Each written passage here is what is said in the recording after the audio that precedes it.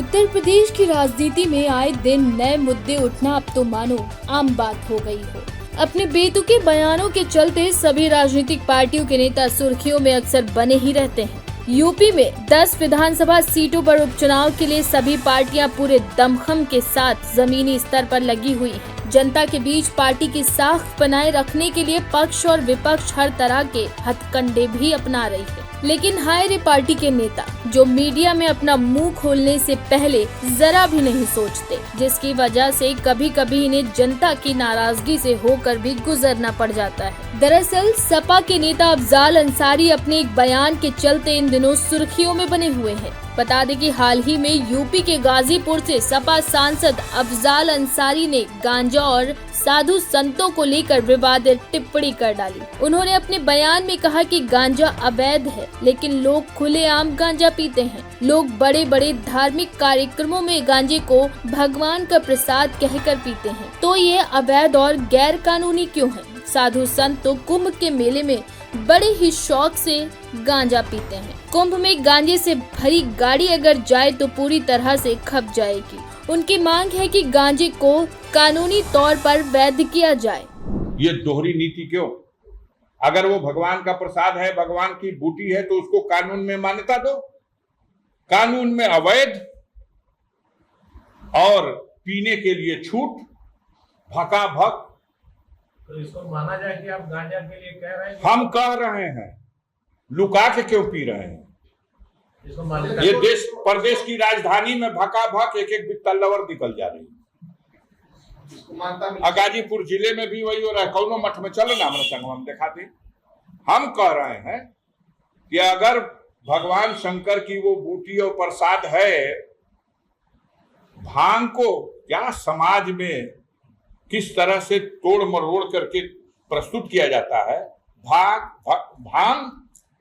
भांग साहब एकदम, ये तो प्रसाद बात।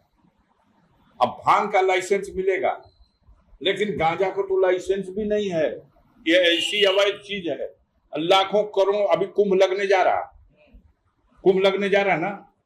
एकाध मालगाड़ी भी अगर चली जाएगी गांजा की तो खत्म हो जाएगी, वो भी खत्म हो जाएगी।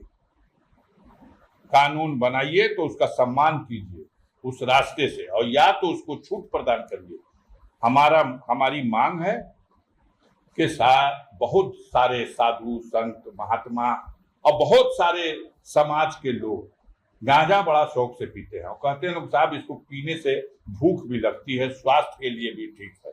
तो इसको हमारी मांग लगा के आप न्यूज चला दीजिए कि मेरी ये मांग है कि इसको कानून का दर्जा दे दो भैया। उनके इस बयान के बाद बीजेपी नेता और पूर्व मंत्री आनंद स्वरूप शुक्ला ने खरी खोटी सुनाई।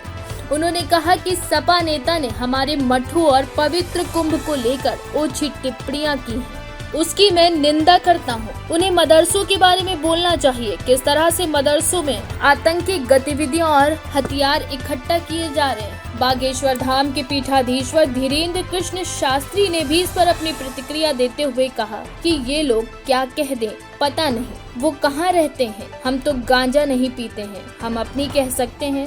सब एक से नहीं होते, और अंसारी नाम के कुछ लोग तो आतंकवादी भी हो सकते हैं, पर सारे नहीं हैं। इसीलिए एक धारणा बनाना ठीक नहीं होता। वहीं उज्जैन के आवाहन अखाड़े के महामंडलेश्वर अतुलेशानंद महाराज ने कहा कि अफजाल अंसारी ने साधु संतों का अपमान किया है। अंसारी को अपनी 72 हूरों की याद आ रही, उन्हें अतीक अहमद की याद आने लगी है।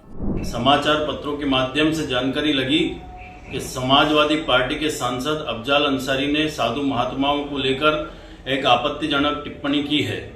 तो मुझे लगता है कि आतिक और अशरफ की याद आ रही इन्हें, और 72 हूर इनको बहुत जल्दी शायद देखना चाहते हैं, इसलिए साधु संतों के बारे में आपत्तिजनक टिप्पणी इन्होंने की है।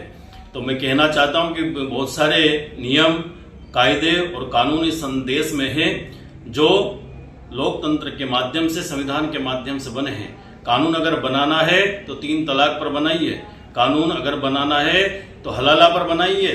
अपने कौम की बात कीजिए, समस्त हिंदू समाज के विषय में बोलने की आवश्यकता नहीं है। मुझे लगता है कि आपकी बुद्धि भ्रष्ट हो चुकी है। जिस पार्टी ने राम भक्तों पर गोलियां चलवाई उसी के ये सांसद है और इनकी भाषा असभ्य है। मुझे लगता है कि 72 और इन्हें याद कर रही है। जय महाकाल। काशी के साधु संतों में भी इस बयान को लेकर काफी गुस्सा है। अफजाल अंसारी के इस बयान की हर तरफ कड़ी निंदा की जा रही है। वहीं राजनीतिक पार्टियां हो या साधु संत, अंसारी के इस बयान के बाद काफी आक्रोशित हैं। सपा नेताओं के ऐसे बयानों से कहीं उपचुनाव में समाजवादी की चुनावी लुटिया डूब न जाए। फिलहाल नतीजे ही ये तय करेंगी कि आगे क्या होना है।